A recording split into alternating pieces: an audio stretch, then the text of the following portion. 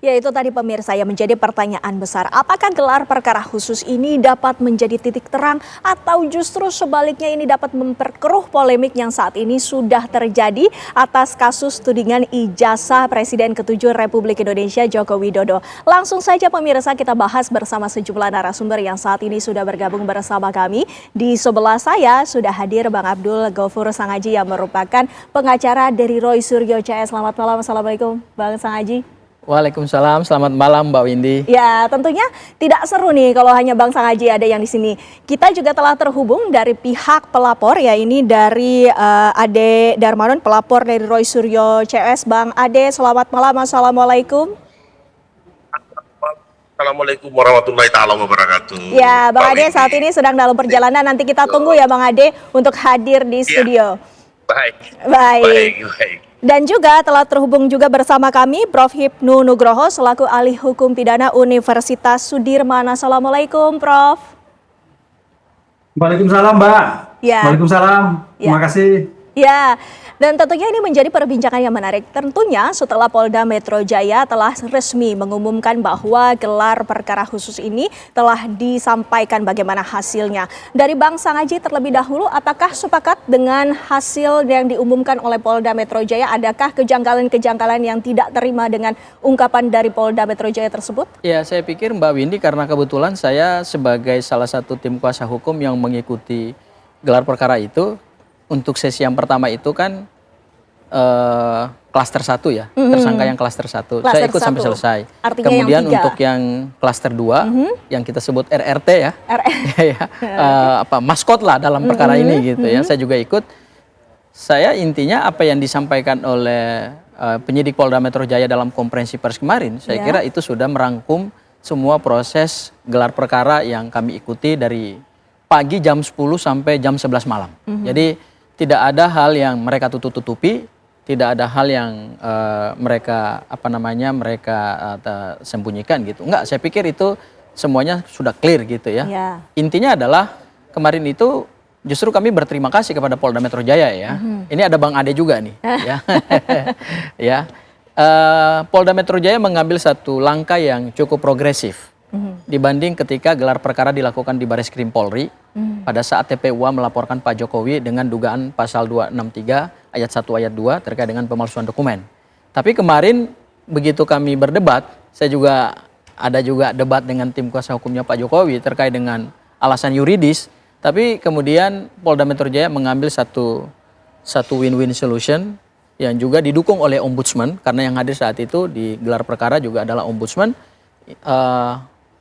Pak Dir setuju ya, Pak Direktur Tindak Pidana Reserse Kriminal Umum setuju bahwa ya sudah kita buka aja ijazah ini supaya tidak ada lagi polemik di masyarakat dan kita berikan satu kepastian bahwa ijazah ini telah disita oleh Polda Metro Jaya dan sudah berada di kekuasaan Polda Metro Jaya. Jadi di menit-menit akhir itu Mbak Windy ya, saya perlu agak dramatis juga tuh. Jadi setelah melalui satu proses debat hukum yang cukup sengit dan cukup seru melibatkan Bang Ade juga dan tim kuasa hukum Pak Jokowi, akhirnya Pak Direktur Reserse Kriminal Umum mengambil satu sikap yang menurut saya sangat progresif. Beliau mengatakan bahwa ya sudah, saya tampung aspirasi kedua belah pihak, ya. Sama-sama mari kita sepakat ya. Oke, kita sepakat. Ditunjukin langsung. Deng. Wah, langsung kemu kata ijazahnya. Dan saya kebetulan salah satu tim kuasa hukum yang melihat ijazah Pak Jokowi itu dalam jarak yang sangat dekat. Saya amati ya. Berapa kali itu saya lihat, penasaran juga, oh ini ternyata ijazah Pak Jokowi Widodo kayak gini ya. Jadi nggak beda jauh sebenarnya dengan yang sudah beredar. Cuman menarik aja kita bisa lihat aslinya langsung. Asli dalam arti bukan asli ya, tapi kita bisa lihat barang buktinya secara langsung gitu. Ya. Nah, Bang Ade ini saat ini sudah hadir. Tadi kita sempat sapa melalui Zoom, tapi saat ini sudah hadir di studio. Selamat malam, Bang Ade. Tentunya tadi sudah mendengarkan bagaimana pernyataan dari Bang Sangaji. Artinya, Bang Ade sendiri melihatnya, ini kan statusnya berarti tetap sama tersangka. Dan juga sudah diperlihatkan bahwa ijazah tersebut dari pihak kepolisian dan langkahnya disebut progresif. Dari Bang Ade sendiri melihatnya seperti apa? Saya nggak kaget. Ketika kemudian teman-teman melihat, itu pasti sama aja. Tetap aja bahwa ini perkara lanjut, tidak akan dipercayai, sekarang mengarah ke foto lagi. Mbak Win. Fotonya lah, itu masih baru lah. Tetapi yang penting bahwa ada 3 hal yang saya lihat kita bisa sampaikan kepada publik. Bahwa yang dikatakan nggak ada emboss, ada. Yang dikatakan tidak ada lintas tempel, ada. Yang dikatakan tidak ada watermark, itu ada. Nah, itu sudah menjawab publik. Itu yang pertama. Yang kedua, kalaupun katakanlah fotonya masih baru, itu haknya Resurya lah. Artinya, ya kita nggak tahu mau ngomong apa lagi. Yang penting yang jelas bahwa dari tidak ada menjadi ada sudah. Ya kan? Bang Rizal Fadilah yang kemarin sudah menggaung-gaungkan, nggak ada ijazahnya, tunjukin kalau ada. Bang Rizal sudah melihat, ya kan? Terus teman-teman seperti Bang Kosi, ya Bang Kosi Nudin juga mengatakan bahwa mana ijazahnya? Ada, kan itu. Persoalan asli atau palsu, ya kan? Kita jangan menjustifikasi. Disinilah pidananya, bahwa ketika kita mengungkapkan terus bahwa hal yang belum kita ketahui 100% keaslian maupun palsunya, kita sudah menjustifikasi. Nah itulah peristiwanya. Itu yang bisa saya sampaikan pada. Baik. Prof. Hipnu, ini artinya dari pihak kepolisian sendiri sudah mengakomodir kedua belah pihak dengan memberikan apa yang dituntut oleh pihak terlapor dan juga dari pelapor sendiri juga menengahi. Artinya setiap barang bukti yang diperlihatkan ini dapat dipertanggungjawabkan, begitu Prof. Hipnu?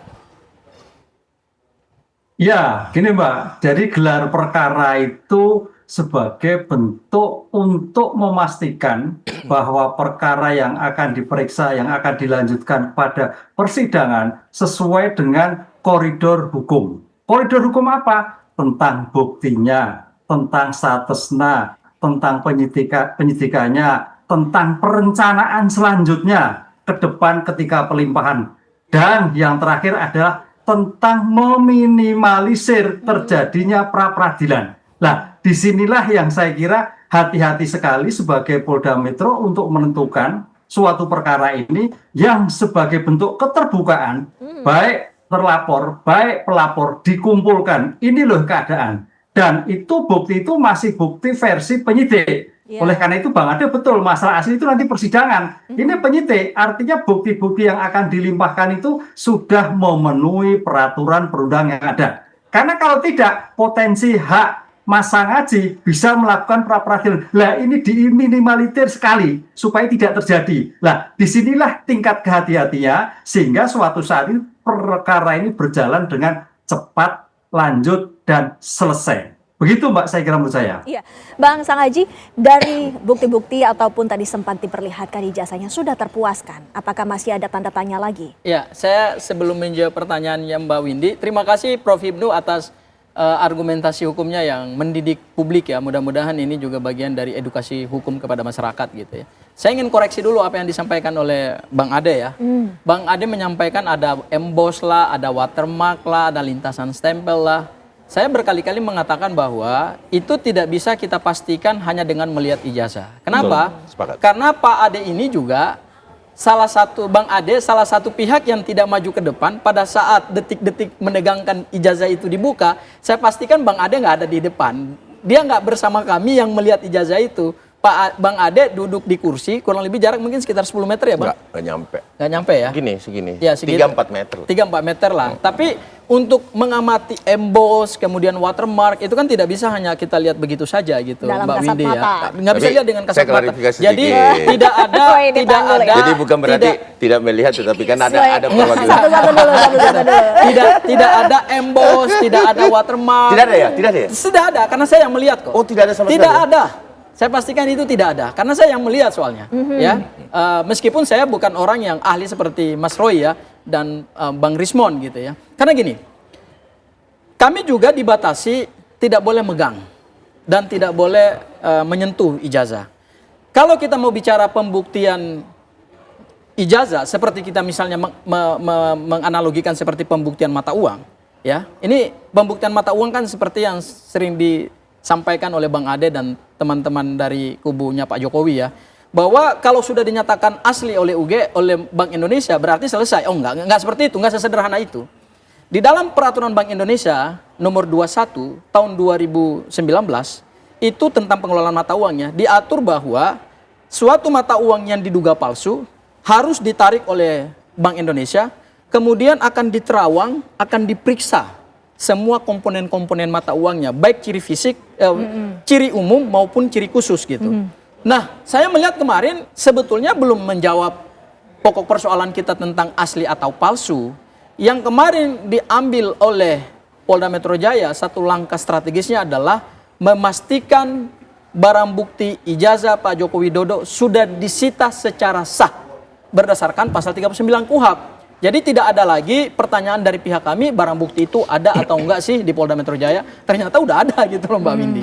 Ya, berdasarkan hasil gelar perkara khusus kemarin. Tetapi untuk menentukan ini asli atau palsu, saya setuju dengan Prof. Hipnu bahwa forum gelar perkara khusus itu bukan tempatnya. Karena itu hanya memperlihatkan barang bukti, tetapi tidak menguji keaslian sah asli atau palsu. Tentu ranah hukumnya kan akan ada gitu, ya. Kita akan melihat pada tahapan-tahapan penegakan hukum selanjutnya. Jadi kalau dikatakan puas atau tidak puas, menurut kami berterima kasih kepada Polda Metro Jaya yang sudah satu langkah lebih maju, memberikan kepastian terkait dengan status ijazah Pak Joko Widodo yang sudah disita, tetapi puas dalam hal pembuktian ini asli atau palsu, ya tentu bukan forumnya digelar perkara khusus. Tapi masih palsu Bang ya? Masih palsu. Ya, berdasarkannya Mas Roy dan Bang Rismon masih palsu. Kata siapa? Menurut Abang palsu? Ya, saya tidak punya kompetensi untuk menentukan asli atau palsu ya. Nanti kita lihat di pengadilan tentunya itu. Tapi yang paling menarik adalah ancaman ini cukup besar, 12 tahun penjara. Nanti kita bahas lebih lanjut nih. Bagaimana nanti sesaat lagi pemirsa, kami kembali sesaat lagi.